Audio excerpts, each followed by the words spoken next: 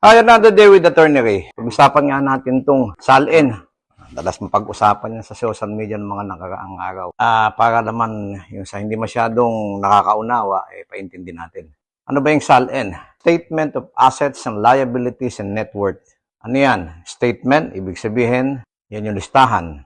Assets, yan yung mga pag-aari na may value naman. Bahay, apartment, bank account, mga alahas, kotse, farm, whatever. Kasi may value, hindi naman necessarily lahat na wala namang halaga. Liabilities, ito yung mga utang. May babayarin ka, may hinuhulugang kang bahay, meron kang amortization sa kotse, meron kang loan, ano pa? Yan. And net worth. Ibig sabihin, kapag binawas mo yung liabilities mo sa yung asset, yan yung lalabas na net worth. Kung meron kang asset na 10 milyon, ibinawas mo yung liabilities mo na halagang palagay mo na 5 milyon, ang net worth mo is 5 million.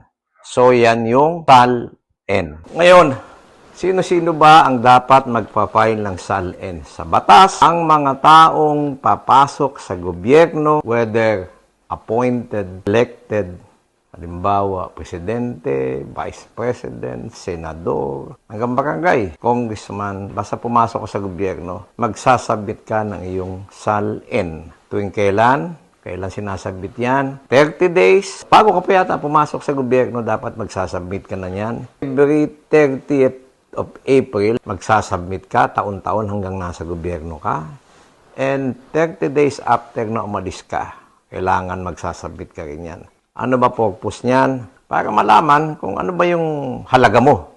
Ano ba yung pag-aari mo? Ano ba yung kayamanan mo nung pumasok ka sa gobyerno? At paglabas mo, at hanggang nandun ka, ano ba naman din yung kayamanan mo? Ang biro nga, di ba, doon daw sa isang ahensya, pumasok, janitor o messenger. Pero habang nasa loob, naka-Ferrari na. Yung iba, pumasok, naka-Seiko, paglabas. O kaya habang nasa loob, napalitan na ng Patek Philippe, napalitan na ng Rolex.